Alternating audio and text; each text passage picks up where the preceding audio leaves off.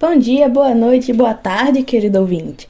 Meu nome é Renata Maria e eu e minhas colegas Ana Laura e Ana Luísa somos alunas do segundo período de Direito na UNEB, a Universidade Estadual da Bahia, em Juazeiro. E através desse vídeo participamos de um projeto da nossa professora doutora Ana Cristina Freire Barbosa na disciplina de Sociologia Jurídica. O nosso propósito é destrinchar e tornar simples um tema aparentemente bastante complexo. E como é que a gente vai fazer isso, querido ouvinte? Por meio de explicações resumidas, associando com exemplos da cultura pop, muitos GIFs e muitos memes, a gente vai tentar explicar um assunto muito importante, mas muito complicado. Segue a vinheta.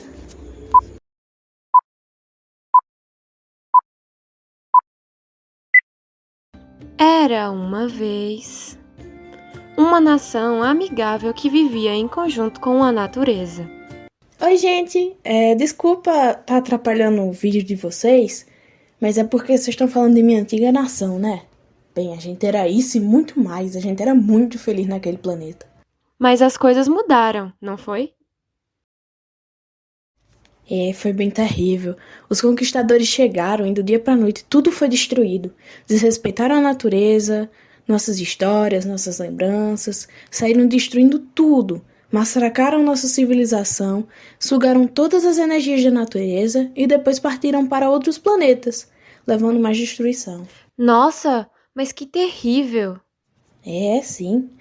Mas agora nos juntamos com outros grupos de rebeldes e estamos resistindo. Mesmo eles tendo roubado nossas terras, corrompido nossas alianças, interrompido o fornecimento de mantimento, e muitas outras coisas horríveis, mas nós temos esperança de um dia conseguir derrotar o Império Maligno. Deveras interessante. Mas será que nossos rebeldes conseguirão vencer essa luta? Pois é, isso poderia estar acontecendo em uma galáxia muito, muito, muito distante, mas está mais próximo do que você imagina.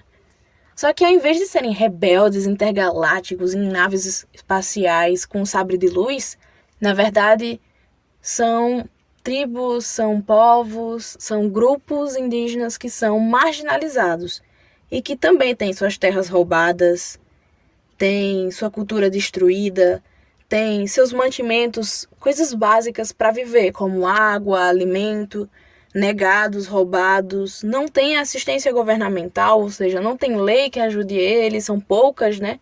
Não tem ações sociais que os alcance. E ainda por cima são obrigados a viver em lugares insalubres, que parecem um pouco com aqueles planetas que a gente vê nesses filmes em que a vida é uma coisa quase impossível. Para eles isso também acontece. São lugares que o ambiente é tóxico, que não tem onde conseguir alimento e muitos outros problemas. Nossa. Depois de ler notícias tão horríveis sobre o que acontece com os indígenas e que a gente sabe que é só a ponta do iceberg tanto para ele, tanto para outros grupos minoritários na sociedade, é inevitável a gente não se perguntar por que isso acontece. E é inevitável também a gente não ficar revoltado e se perguntar novamente, cadê o direito dessas pessoas? E é para explicar isso, pequeno gafanhoto, que nós trouxemos um tema para este vídeo. Um tema que à primeira vista vai parecer bem complicado, mas que a gente vai tentar desmontar para você entender. Ele é o paradigma iluminista do direito, que ampara os fundamentos da sociedade moderna, é em grande medida interpelado como insuficiente, dada a complexidade e amplitude das mudanças sociais. Você entendeu? Eu de primeira também não entendi nada, mas relaxa, a gente vai realmente simplificar. Só que antes da gente trazer essa discussão para você, a gente precisa saber se você está preparado para receber as informações que a gente tem para dar. Então agora é o momento de você escolher, querido ouvinte, se você quer permanecer na ignorância ou então tomar a pílula de realidade que vai explicar de uma vez por todas por que essas coisas acontecem e qual o papel do direito quando essas coisas acontecem na sociedade. Que legal, você aceitou fazer parte dessa épica jornada que vai ser explicar esse tema. E para começar nossa jornada, a gente vai viajar no tempo. Bem uma vibe Doctor Who mesmo. E só que a gente vai viajar para um tempo específico, que é o Iluminismo. vamos voltar para essa época. Mas relaxa, se você não prestou atenção nas aulas ou esqueceu o que era esse conceito que você viu na escola, a gente vai explicar para você.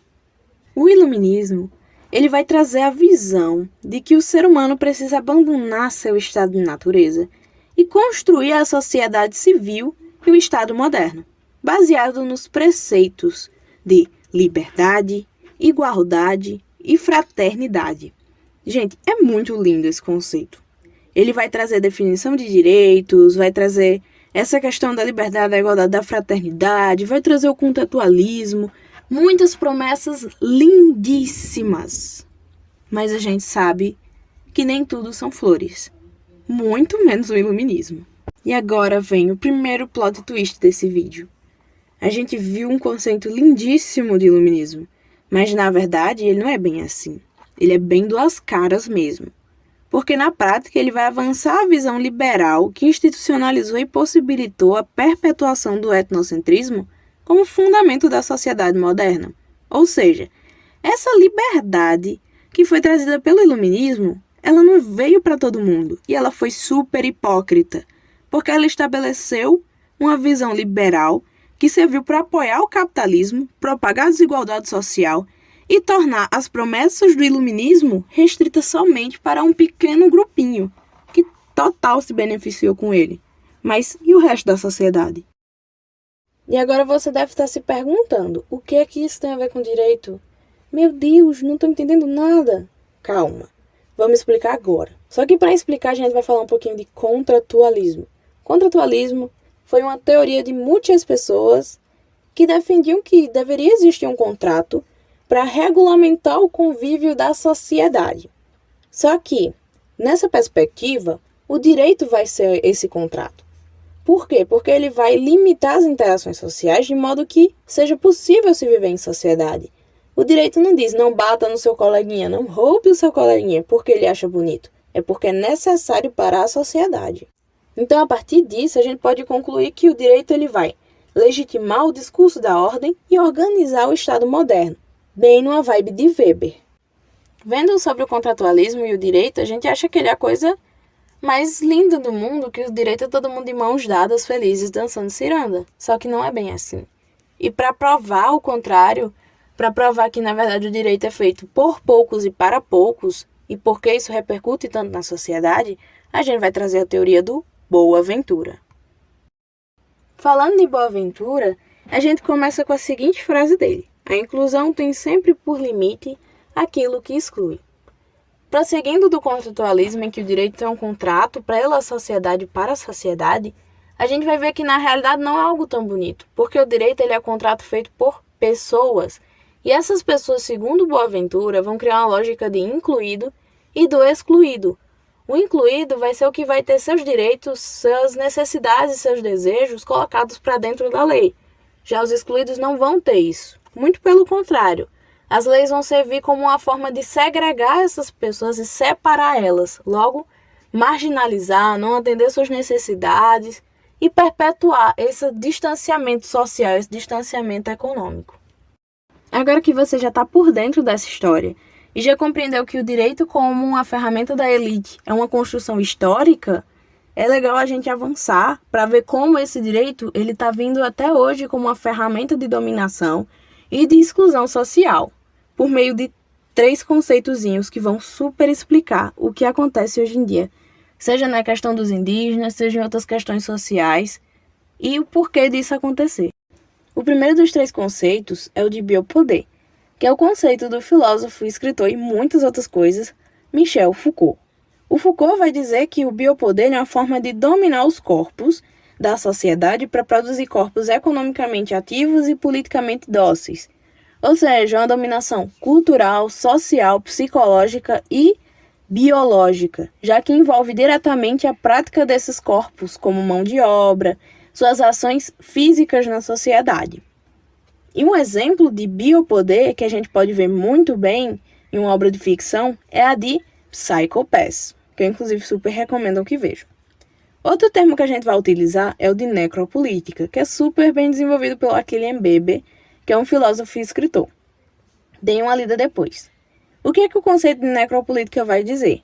Ele vai dizer que o uso político da morte dos indivíduos e da destruição de seus corpos é uma ferramenta política, por isso que é necropolítica. Um exemplo da cultura pop de necropolítica também é o Jogos Vorazes, que é um filme que muita gente assistiu. Por fim, depois de falar dessas coisas, vamos falar de uma espécie de ramificação dos dois, que é o racismo ambiental. O que é o racismo ambiental? Ele é a exclusão de corpos indesejados pelos donos do poder, em que esses corpos são marginalizados a lugares de vivência quase que impossível, e que a gente pode ver muito bem na obra de ficção chamada Number 6.